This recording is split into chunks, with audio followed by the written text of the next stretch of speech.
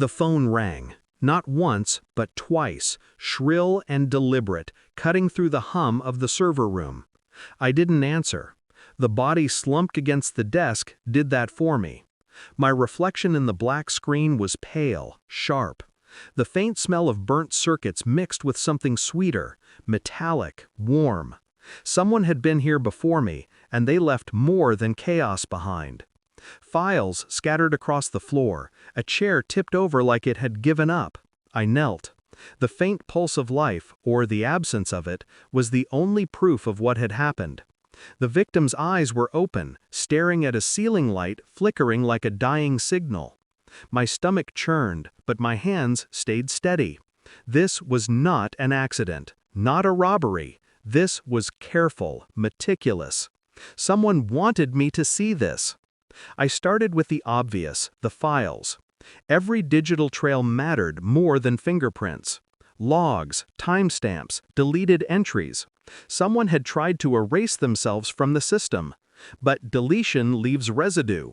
A folder renamed twice, a backup overlooked. The network map didn't lie. It showed patterns that screamed intent. I noted the subtle inconsistencies.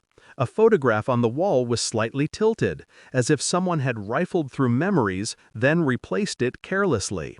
A timestamp didn't match the entry in the ledger. Names appeared twice, spelled differently. It was as if the crime itself had left breadcrumbs, waiting for someone patient enough to follow. I moved silently, piecing together what the panic in the room tried to hide. Each discovery added weight, a cold pressure that settled behind my ribs. The crime was precise, I knew that. My pulse slowed, my mind sharpened. Logic was my only ally. Panic had no place here. By the time I returned to the office the next night, silence had deepened.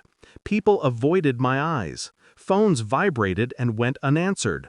A secretary whispered, "You didn't hear this from me," then swallowed the words, leaving a tremor in the air. Fear had started to leak through cracks in the walls. It wasn't randomness. I could feel the plan in the space between words, in the hesitation of gestures. Each face I passed was a mask, every smile a lie rehearsed too often. And beneath it all, the network's architect was watching, subtle and invisible, confident in their untouchable silence. Paranoia grew like static. Every keystroke, every shadow felt heavier. I realized the crime wasn't just a breach, it was personal. The targets were chosen, the messages sent to manipulate, to control. The fingerprints left behind were deliberate, taunting. The next step could expose everything. Or me. I found it in a hidden folder, a series of encrypted videos, timestamps running in real time. The last one showed the victim, alive, typing, unaware of the eyes observing. Then, the hand appeared on the shoulder, a mask obscuring the face. The click of a USB drive. The final frame, the victim slumping against the desk, the room immaculate. The killer already gone. I traced the IP addresses, cross-referenced the silent logins. Someone close had orchestrated it. The quiet colleague, the one whose coffee I'd accepted, whose laughter echoed in shared meetings. Not for money, not revenge, for control, power. The thrill of manipulating life through keyboards, knowing no one could stop them. I didn't react. Emotion drained away, replaced by clarity. I had the proof. They had underestimated me. Their confidence was their undoing. The room smelled faintly of ozone from the servers, and for the first time, I allowed myself to feel the weight of inevitability. I waited.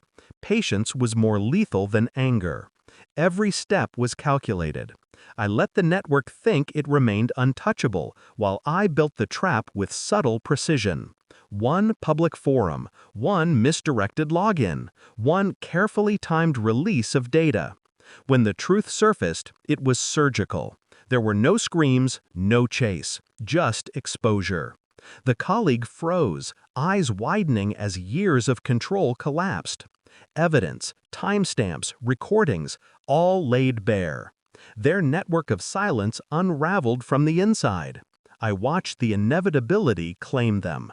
No words, no retaliation, just order restored, not by brute force, but by strategy.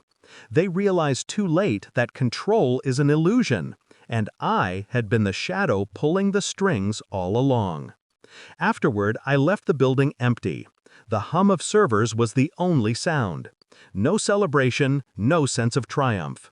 Justice had been served, but it wasn't about right or wrong. It was about clarity, about exposure. I walked through the empty streets, past glowing screens and locked doors. Nothing changed except the knowledge that someone who believed themselves untouchable had fallen. In the quiet, I understood. Power is not stolen, not forced. It is revealed. And sometimes, the only justice worth having is the one that leaves no trace but the truth itself. I pressed my hands into my coat pockets, feeling nothing. Justice was never about mercy.